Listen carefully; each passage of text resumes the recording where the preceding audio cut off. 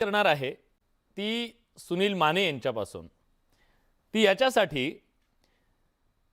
तुम्हाला असं वाटत होतं म्हणजे तुमच्या पक्षातल्या नेत्यांना की तटकरे आणि पटेलांच्या हातात हा पक्ष जातोय. तुमच्या नेत्यांनी त्याच्याबद्दल खूप म्हणजे बोलले, ते सगळ्या गोष्टी झाल्या. पण आज जे चित्र दिसतंय ते तर उलट दिसतंय महाराष्ट्राला. तुम्ही काय रीड करता? तुमचा अंदाज चुकला की तुमच्यामुळे चुकला? नाही, आमचा अंदाज चुकलेला नाही किंवा आम्हाला त्या संदर्भातल्या आमच्या ज्या स्पष्टता आहेत, भूमिका आहेत, त्या हा. आम्ही मांडल्या. भूमिका याच्यासाठी मांडल्या, विलासजी, सुरुवातीपासून माननीय अजितदादांचं जे दुर्दैवी निधन झालं, हम्म. त्यानंतर ह्या संदर्भातल्या चर्चा जाहीरपणे लोकांसमोर आल्या. त्याच्या आधी माननीय अजितदादा, जयंत पाटील साहेब असतील, रोहितदादा पवार असतील, माननीय पवार साहेबांच्या मान्यतेने याच्या चर्चा सुरू झाल्या होत्या. आम्ही त्यावेळी अजितदादांच्या इच्छेनुसार या सगळ्या गोष्टी चालू होत्या अशी भूमिका घेतली, ती जगजाहीर आहे.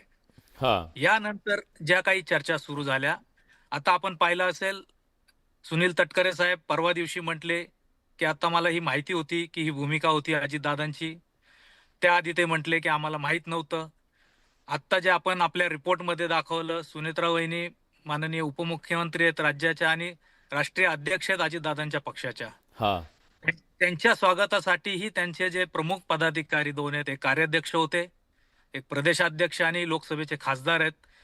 माननीय सुनेत्रा वहिनी दिल्लीत असतानाही हे लोक नव्हते तिथं. ते कुठे होते हा आता मुद्दा आपणच उपस्थित केलाय. हे बरं झालं मला.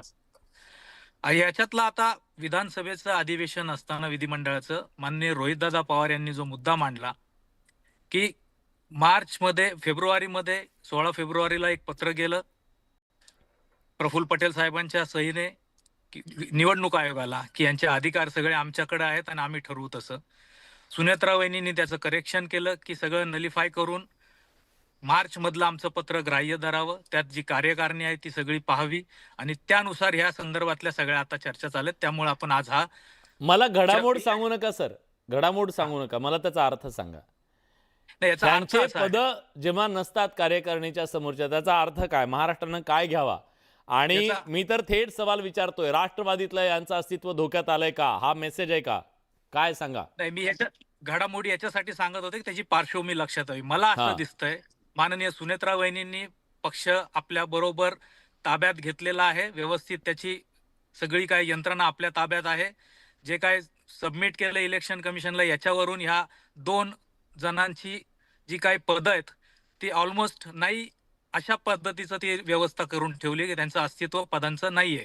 आता याच्यामुळेच आता ही जी चर्चा सुरू झाली आहे राज्यात, मुळात काय आहे, हा पक्ष माननीय पवार साहेबांनी सुरू केला. अजितदादा आणि या संदर्भात भाजपच्या बरोबर हे जे काही लोक ईडी आणि बाकी सीबीआय ह्या प्रकरणामुळे बरोबर गेले. आता तो पक्ष माननीय अजितदादांनी चालवायचा होता, जे आता सुनेत्रा वहिनी चालवतायत आणि पवार साहेबांनी झाला. हा सुप्रीम कोर्टात आजही प्रलंबित असलेला विषय, चिन्हही आमचं आहे आणि हा पक्ष माननीय पवार साहेब आणि अजितदादांच्या अस्तित्वामुळे वाढलेला आहे, चांगलं काम केलेलं आहे. त्यामुळे ह्या लोकांचे पद आता आम्हाला वाटत नाही की ह्या पद्धतीने पुढे कायम राहतील. कारण सुनेत्रा वहिनींना इलेक्शन कमिशनला यांनी जे पत्र दिलं हा. त्याच्यानुसार लक्षात आलंय की ह्या पक्षाचा ताबा मारायचे बाहेरची लोक व्यक्ती प्रयत्न करतायत. ठीक आहे. त्याचाच अर्थ असा आहे की ठीक आहे. त्यांनी जो काही मला मला डॉक्युमेंट त्यातनं दिलंय अजून एक प्रश्न तुम्हाला विचारायचा आहे. मी तो नंतर विचारेन आणि तो काय असणार आहे ते थोडा सस्पेन्स मी ठेवतो. कारण तुमच्या अशा काही पल्लवी झाल्यात का मला बघायचं आहे. आता आपल्यासोबत विकासजी सुद्धा जोडले गेलेले आहेत. विकासजी, आता मला माहिती आहे तुमच्यासाठी थोडीशी अडचण आहे, कारण पक्षातल्याच ह्या सगळ्या गोष्टी आहेत आणि मग त्याच्यावरती काय भाष्य करायचं थोडीशी अडचण आहे. पण मला थोडं समजून सांगा की हे सॉफ्ट टेकओव्हर आहे पक्षातलं, की संघटनात्मक पुनर्रचना आहे, पुनर्बांधणी आहे? जे पक्षाचे कारभारी होते त्यांच्या पुढची पदं का गेली महाराष्ट्राला कळत नाहीये.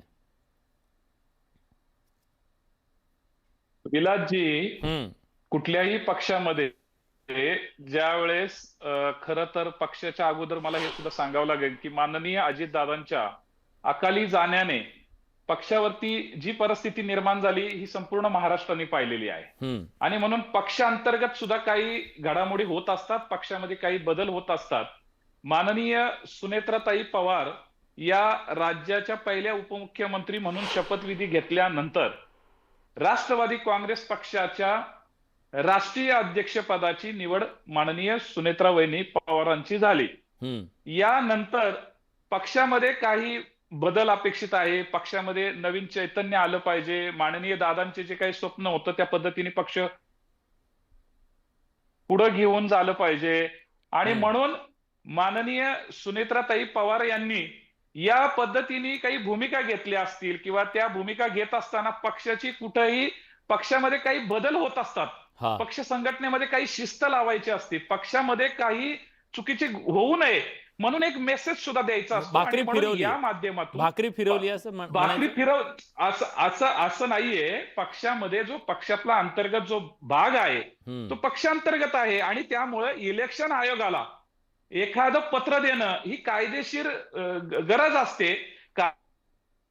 कारण जुन्या सहकार्यांबरोबर काम करत असताना आपल्याला नव्या लोकांना सुद्धा त्याच्यामध्ये संधी देणं हे सुद्धा क्रमप्राप्त असतं आणि पक्षवाढीसाठी पक्ष तळागाळापर्यंत माननीय अजितदादांनी ज्या पद्धतीने घेऊन गेलेले होते, दादांच्या जाण्यानंतर पक्षामधील प्रत्येक कार्यकर्त्याला हा विश्वास वाटला पाहिजे की माझ्या नेतृत्वाने सुनेत्रा वहिनींनी जे जे निर्णय घेतलेले आहेत किंवा जे काही निर्णय घेत आहेत ते पक्षाची शिस्त लावण्यासाठी, पक्षाला एकसंध करण्यासाठी आणि म्हणून कुठल्याही आम्ही आमच्या पक्षामध्ये काही छोटे मोठे बदल होत असतील परंतु आमच्या पक्षामध्ये सगळ्यांना बरोबर घेऊन निर्णय होतात आणि म्हणून अशा पद्धतीने अंतर्गत राजकीय संघर्ष वगैरे नाहीये.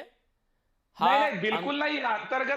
अंतर्गत राजकीय संघर्ष असायचं काहीच कारण नाहीये. कारण सर्वांना बरोबर घेऊन माननीय दादांच्या जाण्यानंतर सुद्धा अनेक मिटिंगा या ठिकाणी घेतलेल्या आहेत. परंतु राष्ट्रीय अध्यक्ष म्हणून सुनेत्रा वहिनी त्या ठिकाणी नियुक्त झाल्यानंतर जर कायदेशीर बाबींच्या संदर्भामध्ये काही उद्या मला असं वाटलं किंवा कोणाला असं वाटलं पक्षांतर्गत तर त्याच्यामध्ये कुठेही बदल न होता राष्ट्रीय अध्यक्षांच्या सूचनेनुसारच काही बदल व्हावेत आणि त्या पद्धतीने आयोगाला राष्ट्रीय अध्यक्ष झाल्यानंतर त्यांनी जर एखादं पत्र दिलं किंवा त्या संदर्भामध्ये काही भूमिका घेतली तर लगेच पक्षामध्ये काहीतरी असंतोष आहे, पक्षामध्ये दोन गोष्टी आहेत. एक तर आज राज्याच्या उपमुख्यमंत्री पक्षाच्या अध्यक्ष दिल्लीत जातात तेव्हा तिथं त्यांना रिसिव्ह करायला कार्याध्यक्ष असत. आता कोण आहे ते तुम्हीच ठरवा कोण आहे ते, पण एवढे मोठे नेते नाहीयेत, राज्यातले नेते नाहीयेत, त्यावरून सुद्धा राजकीय चर्चा रंगली. म्हणून मी विचारतोय. आणि दुसरं ते बॅनरवर तर अजितदादा पण नव्हते आणि ताई पण नव्हते. नाही, काय आहे ते तर बॅनरवरचा विषय कसा आहे की स्थानिक स्वराज्य संस्थांच्या त्या ठिकाणी स्थानिक स्वराज्य संस्थांमधले काही कार्यक्रम असतील तर त्या स्थानिक पदाधिकारी स्थानिक कार्यकर्त्यांकडनं छोट्या मोठ्या चुका होत असतात आणि म्हणून त्या दुर्लक्षित करून चालायचं असतं. परंतु त्या प्रत्येक कार्यकर्त्यांनी ही महाराष्ट्रभर ती जबाबदारी घेतली पाहिजे की अशा अक्षम्य चुका टाळल्या पाहिजेत.